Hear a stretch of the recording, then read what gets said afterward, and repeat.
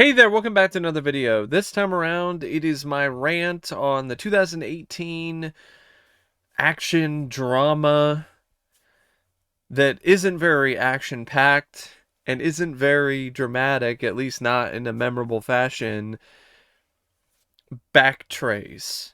A movie so forgettable and so generic, one note, and run-of-the-mill that you have to backtrace your thoughts just to remember anything about it immediately after you watch the movie. It's one of those films where it's like, what did I even watch? I don't know. I'm gonna have to backtrack.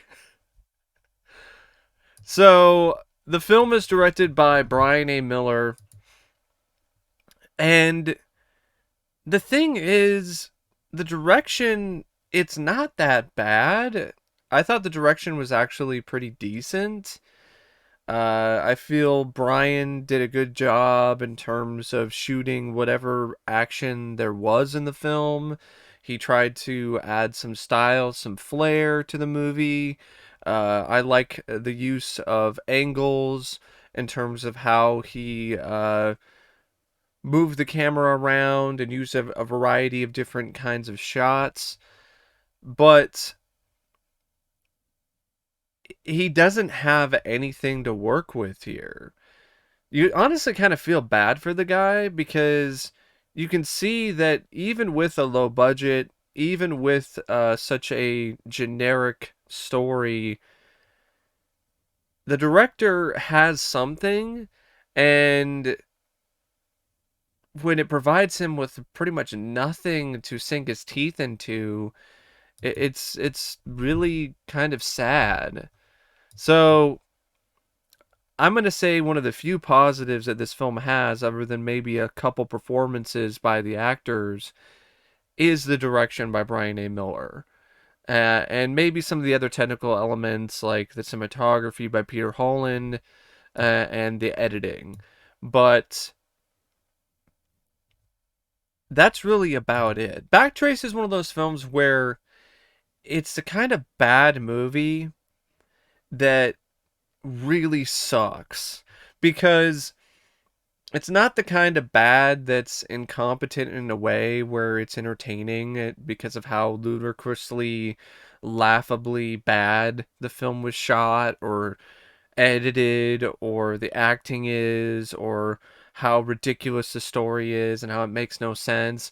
No, it's one of those movies that's a dime a dozen that features a plot that's been done a million times over and and provides absolutely zero entertainment value because of the fact that it's just a bad film in the way that's boring. And to me, that's worse. That's way worse than something like The Room or Troll 2. Because those films, they're bad, but at least they're enjoyably bad in a lot of different ways. Backtrace is just bad and boring and painfully dull. And it's pathetic because of the fact that you've got Sylvester Stallone and Matthew Modine, two really talented, capable actors who should know better and really are wasting their talents in such sewage. So it's written by Mike Maples, and this screenplay is low effort and really nothing special in any capacity. So it deals with this character named Mac, who's played by Matthew Modine, who steals some money and he gets double crossed and he loses his two partners in the process. They die in a shootout. He runs into the woods to try to escape from the double crossers, and he gets wounded, and then he trips over a rock or something and hits his head and gets amnesia and forgets who he is and forgets where the money is. Because he hid most of the money. He hid his share, and the double crossers want all the money because they're a bunch of greedy fucks. So he is sent to an institution, and then the film flash forwards like 7 years, but it doesn't even seem like it's been 7 years because everyone looks the same. Matthew Modine doesn't look like his character is aged 7 years. It's one of those things that's like, it's 7 years later, but then everything looks like it did 7 years prior. Just fucking lazy. And there's this guy who's at the institution named Lucas, played by Ryan Guzman, who uh, befriends him and helps him break out of the institution, along with the help of Dr. Aaron, who's played by Meadow Williams, who was apparently an executive producer on this film, which explains why she had such a big role in this. Because there's no other reason why she would have gotten such a big speaking role, because she cannot fucking act. So Lucas and Dr. Aaron, they break Mac out of prison, and then they start this journey of trying to help him remember who he is, and in the process remember where he hid the money. They give him some experimental drug where they inject him in his spine, and that leads to, honestly, some pretty obnoxious scenes where the camera shakes and Matthew Modine is just screaming in pain. And I understand why his character is doing that, because apparently when he gets his memory back, or portions of his memory start coming back, he deals with a lot of pain. But it's one of those things where it's pretty painful for the audience to sit through, to see the camera wobbling and going out of focus, and hearing Matthew Modine go, ah, ah. You're like, okay, all right, I get it, it hurts. I feel you. I think I read a review on like Letterboxd or somewhere online where they're like, this movie is about as painful to watch as a experimental memory drug injected right into your spinal cord. I'm like, that actually is pretty fitting. It is a pretty painful film to watch in that vein. Uh But yeah, so he's trying to remember who he is and where the money is hidden, and every now and then the film will cut to Sylvester Stallone playing this cop named Detective Sykes, who's on the case and trying to connect the dots and play Connect Four and try to figure out what's going on and who this guy is, and well, actually knows who this guy is, but trying to figure out where the money is, and so on. And then there's an FBI agent who gets involved, played by Christopher McDonald, named Agent Franks, and he might as well have bad guy stamped on his forehead because it's that fucking obvious. And there's like some other detective guy, I think it's Detective Carter, who is also helping Stallone's character.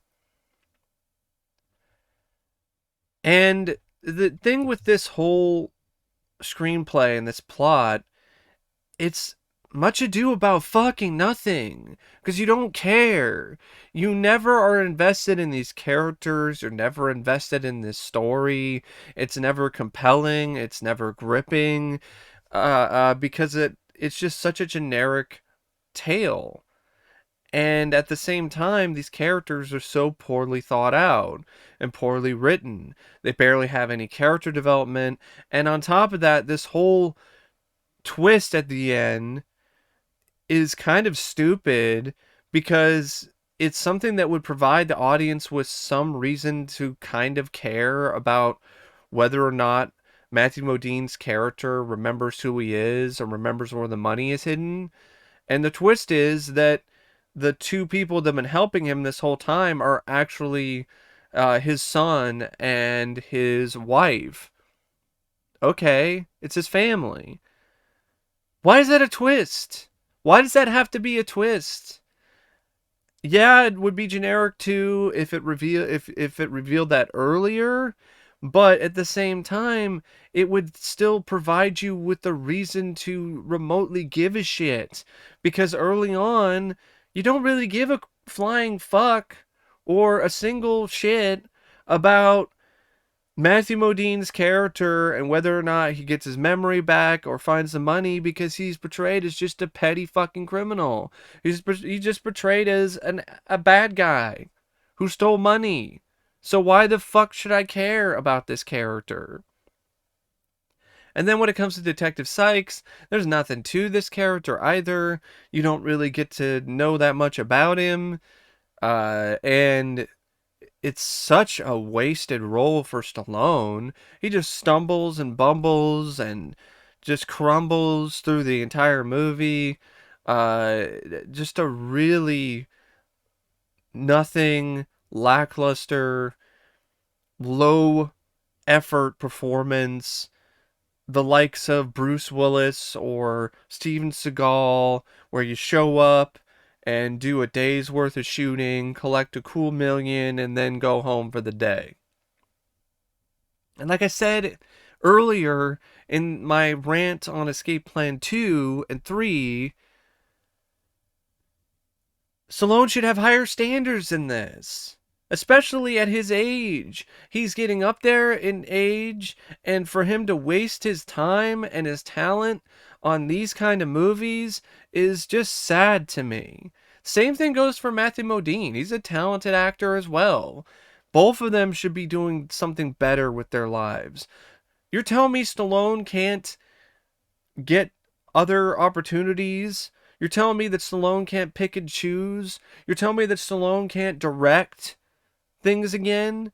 He's every bit as talented as Clint Eastwood was in the directing the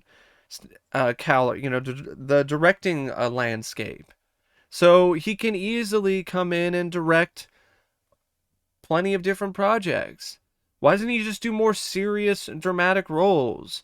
This wasn't really that, because there's not much for him to really do. He has some action scenes near the end where he shoots some guys, but it's completely uh forgettable. And I keep repeating that term so much because that's the best way to sum up this movie. It's forgettable.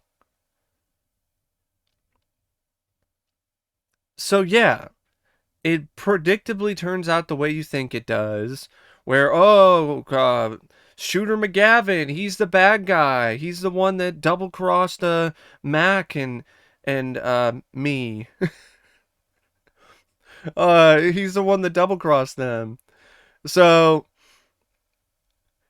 he winds up getting involved in the climax, and he gets killed by Stallone alongside most of his other henchmen, who also get shot to death by Stallone in really just average, run of the mill fashion.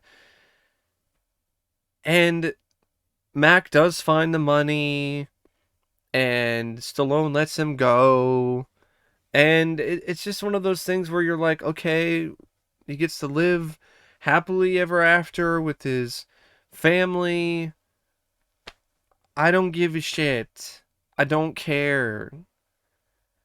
And the film was so bad when it comes to writing a story that hooks you, that I was more invested and I was more entertained by the graffiti on the wall that was featured in the abandoned cement factory that was the crux of the film's climax in terms of the setting. I was more entertained by that. I mean, you had spray painted messages like jabroni, pussy boy, poontang. I mean, I wish I got some poontang, because poontang definitely would have been something that would have been more worth my while. At least I would have gotten something satisfying out of some poontang, unlike this movie.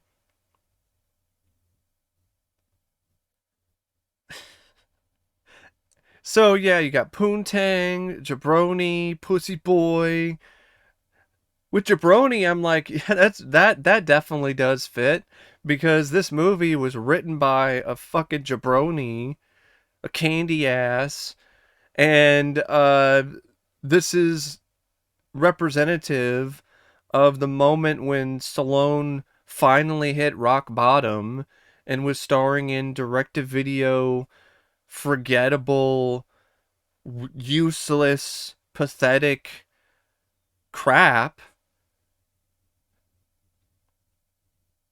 So yeah, the script sucks. There's really no investment, no twists or anything in terms of the plot that, other than the fact that those two that broke out Mac, they're his family. But that has its problems, like I said, because of the fact that it's relegated to a twist. You barely get to know these two as a family. I mean, these three as a family, because it spends so long trying to mislead you.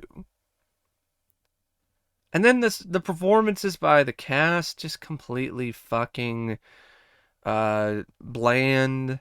I would say the best performances are by Matthew Modine. Matthew Modine. I don't know who Modine is. Probably because I'm done with this movie. Matthew Modine. He's trying. I would say he probably delivers arguably the best performance. You really feel bad for him because there are a lot of moments where he's trying really hard and he's giving a really good effort, and you're like, what are you doing? Like, you are wasting your time and your energy on such a shitty film. Like, it doesn't matter how hard you act, you're not gonna fix this film's crippling flaws. Ryan Guzman, he was okay as Lucas. Meadow Williams, uh, uh, abysmal, just atrocious. A clear instance of nepotism. Uh, Christopher McDonald, he had some fun as the bad guy, but you know, he didn't really do that much. But at least he was having some fun, and he plays a good bad guy. Stallone, like I said, it's one of his weakest performances. He's barely in the movie, despite the advertising. And when he's there, he might as well be having a stick up his ass. He might as well have somebody remotely piloting him via that stick in his ass. He might as well be like a fucking puppet. He might as well be puppeted around because he's got no fucking life. He's flat, lifeless, no energy, no care. He doesn't give a shit. He's just there for the paycheck. Like most of the cast. The music by Tim Jones, your typical run of the mill, in one ear, out the other kind of score for these kind of direct to video dramas. Nothing about it stands out. The cinematography, like I said, is okay. And for a film that's like 87 minutes, it feels like 187 minutes because it's so fucking boring. And then I'm looking at Wikipedia, and this is a citation. It says citation needed, and yeah, I think it is needed because it lists the budget as being $6 million. If that's true, oh come on now. Like you might as well just have lit $6 million on fire because you burned that money making a movie like this. And apparently there's a longer version overseas that was 97 minutes long. Yeah, that's just what this film needed, more of its boring plot. I highly doubt that the extra time would make this movie even remotely better or even easier to sit through or easy to sit through because it isn't easy to sit through, period. I really don't know what else to say about Backtrace, except it's one of those movies that I swear only exists as a way to launder money. Like it's there's a bit in the plot that's about we gotta launder the money, and that's something I gotta do. Like the FBI guy, it's something that's gonna take a lot of extra effort, and you're like, do they have that in there? Because that's what this movie is. It's just an excuse to launder money for some kind of shady fucking front. Because that's the only reason I could think of. Because I didn't do well. I don't remember this selling well at Walmart. I don't remember this selling well on Amazon. I don't remember this being a bestseller when it comes to streaming rentals. So, what was the point of this? Like, what is the point of any of these fucking movies? Like, Out of Death, which is going to come out featuring Bruce Willis and his corpse. Like what is even the fucking point of these goddamn movies? They don't add anything new to a stale genre. They don't entertain you. They don't really provide any reason for you to be invested in them, let alone to invest money in them. So why the fuck do they exist? There's so many of them, it's gotta be some kind of shady shit that's going on the side.